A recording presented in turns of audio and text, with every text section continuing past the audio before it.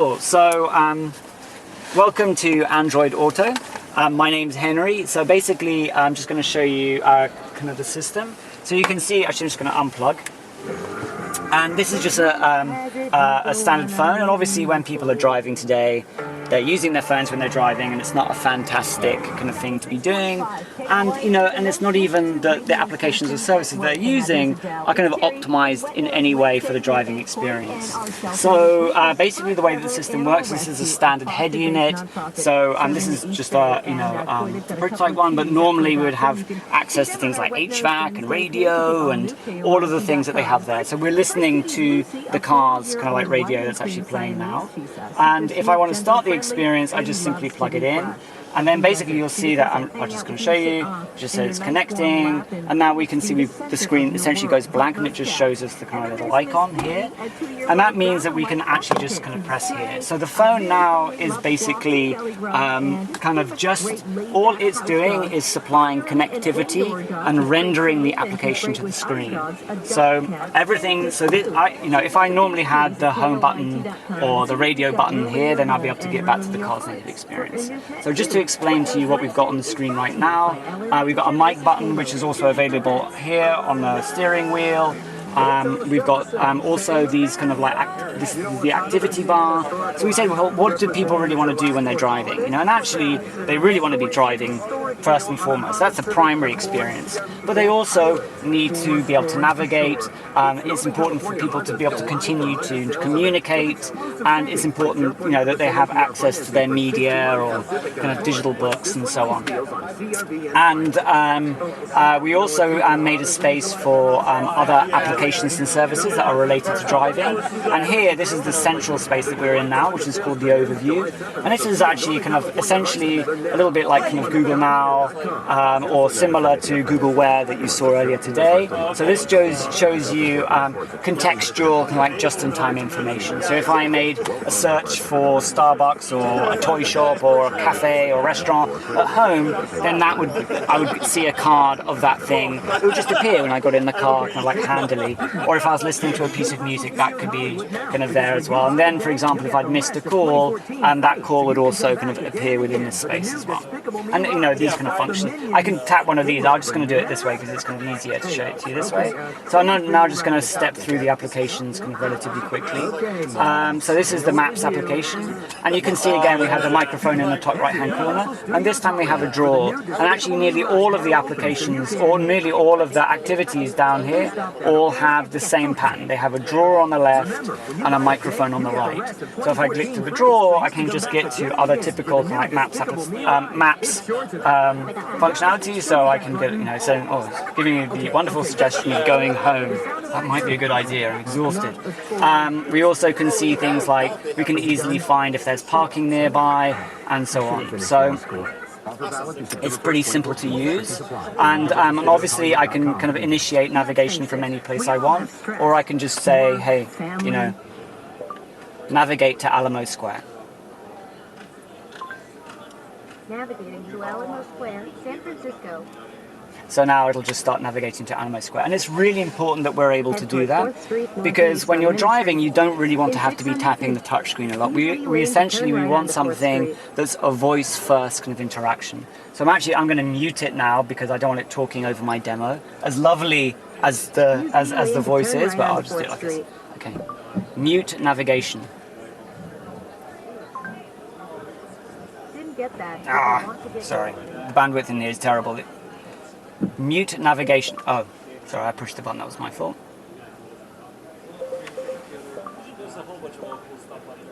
Mute navigation. This is not cool. But there's a lot of cool stuff. Navigating to Alamo Square. I think it's because it's picking up. Sorry, it's picking up his voice behind me. Let me try again. Head toward Howard Street southeast on 4th Street. Mute navigation. Navigating to Alamo Square. Sorry. Anyway, okay, the demo gods are being cruel to me. It works perfectly, but apparently it doesn't want to work right now. Okay, typical. So you can see we can actually control most of the UI just by doing it. I can actually just kind of mute the voice guidance, kind of like that. It's pretty simple. Or I can just do things, I can switch to music, or I can just simply switch to this if I want to call someone. I can just go in here. I can bring up, if I'm calling a doctor or something like that, I need to type in the numbers. It's still showing me the appropriate kind of information that I need for my turn-by-turn kind of navigation. So the whole system, you can see, is kind of really optimized towards driving. And again, if we kind of go into the music, you can see that we've got the drawer in the same place. So I can, find out information, it's going to predictably kind of like suggest here things that you might want to listen to, or I can kind of like access my playlists, So I'm just going to press play. Oh, that's interesting. Aha. Okay. Oh, there we go. All right. Okay, sorry. The bandwidth in this place right now, I don't know if any of you've tried connecting to the internet, is really awesome. So I'm afraid that the demo is going a little slower, but basically you can see that we can just connect and get all of, stream all of our Google Play music. And if we want to get hold of other kind of like different music services, so you can see we've got a bunch, and these are all functional. So we've got Baseball One, we've got iHeartRadio, Pandora, Joyride, Pocket Cast, Songza, Spotify, Stitcher, TuneIn, and Umano. So if I can go, I don't know if I can go to something like Spotify, and I can just press play, and so you notice that actually that the Spotify UI and the Google Play Music UI kind of look very similar. There are some key differences. You can see that that they've got a green highlight color. When we look in the drawer, you can see that the way that the drawer is articulated is slightly different. But they obviously have different sets of functions that are pertinent to their services. But basically, it's working in the same way, and that's really, really important, because when you're driving, the act of switching between one application and another application, actually causes cognitive load. Even though you're not necessarily aware of it, mentally you're kind of like unloading and reloading a new mental model for each application, and that can potentially be distracting. So we wanted to make sure that the whole system is as simple and knowable, as predictable as possible for the driver. So obviously you can see that, we're still trying to find ways of making sure that the applications and services can kind of get some like brand identity in there. So obviously they have a kind of like a key highlight color that's in there. They're still able to see their icon, and obviously we can see their brand name as well. So I'm just going to go back to Google Play Music.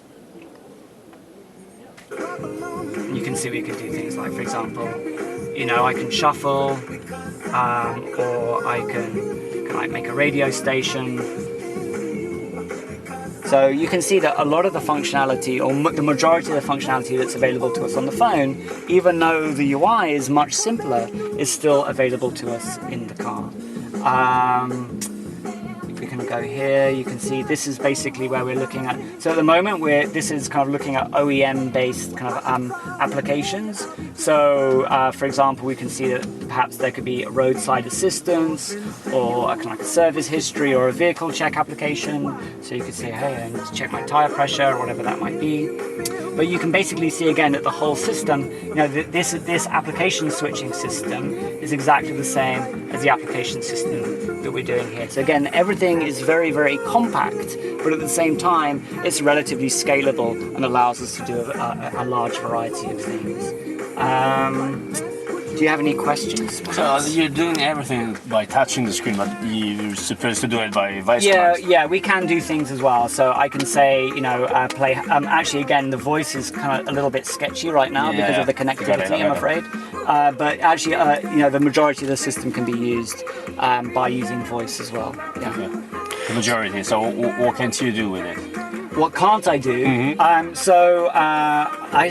I'm not sure. There are certain things like perhaps, not all of the functions are available. Yeah, exactly. But then there are other things like, so for example, and there are things that we're trying to encourage people to do with voice. So for example, in Google Play Music, we want people to still be able to search for albums and be able to search for artists, but we don't want to have to present that to them as a list. So if you, for example, I don't know how many songs you've got in your kind of like music library.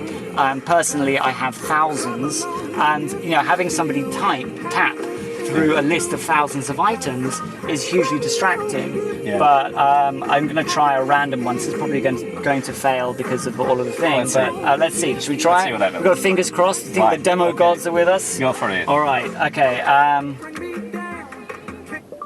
Play Monkey by Matthew Deere. Not sure how to help with Play Monkey. Okay. All right. Sorry. Okay. Demo gods are not with me, but you can see that normally, and you can actually say Play Monkey on kind of Google Play Music or Play Monkey on Pandora, and it'll do that. So what kind of the vehicle data will be available to the third party? Again, that's not something for me. I'm not able to answer that question, but we have a QA booth kind of upstairs, and then there's a tech talk tomorrow. I think it's at 10 a.m. It's called Developers Start Your Engines. Okay. The developing this is obviously we're going to kind of like roll out, have different releases over time, but we're starting off by offering music and communication-based APIs, and I'm the design dude, and they're the technical dudes, and they can answer the real questions. Okay. Yeah. So you look the design, the UI. Yeah. I mean, the look and feel look like the material design. Yeah, it's actually right? Exactly, and there's a lot of it is based on the material design. This is actually again a slightly simplified version of the material design. The material design has a lot of it's very warm in here. So I was while I'm not using the voice, I'm going to open it up because I don't know about you, it's like a sauna in here. Sorry about that. But basically, the material design stuff has a huge amount of animation in it. And even though it's important for us to have some kind of animation to give some kind of like context to the user, things have moved and changed, and to give them some feedback, having too much animation can also be an issue, because if you think about it while I'm driving, if this is started kind of like going crazy, then our eyes are naturally drawn towards motion. Especially at night. So so pretty much, I think for me actually as a designer, what's been really interesting about this project is that in some ways we're trying to create a fulfilling experience, but it is not the primary experience. The primary experience is driving. And this is about creating an experience that is as undistracting as possible. And that's in many ways the exact opposite of what you're often trying to do when you're developing a mobile application. You want to create something that's inherently sticky and distracting, that you want people to look at. So it's kind of an interesting, it's an interesting design space. Why the phone is connected via a wire, not via Bluetooth? Again, that's a technical question that I couldn't actually give you a good answer for. Tomorrow. Yeah, definitely ask them tomorrow. They've got all of that stuff. But again, I think the other thing that's interesting about this project is that, all of the cars, there's so much variety between car manufacturers and what they do and don't have that's available. So if you go to the Audi upstairs, the screen is up here. It's a very different kind of experience. They have the hardware input with a nudge left, nudge right, nudge up and down. And, we had to make a system that was adaptable to all of those different kind of car situations. These steering wheel layouts have different buttons that are available. So again, that's also been kind of interesting, trying to make something that feels naturally car-like, but at the same time has to fit into all of these very different kind of spaces. Okay, cool. Yeah. Cool. Have a picture of the phone in front of us? Yeah, sure. I'm just going to So are you also considering the displaying this, the head-up display, or this is something. My question is actually the Google, Android Auto can use the instrument cluster display or head-up display for. I think that this is something that we're still kind of investigating, so we can't really kind of give an answer right now. Obviously, that's something that we can potentially do, but again, there's a huge difference between what is displayed here and isn't displayed here, and how that can or can't happen. Right. You know what I mean? So, that's an open question. Okay. Cool. I hope you're having a fun time at I/O. Yeah.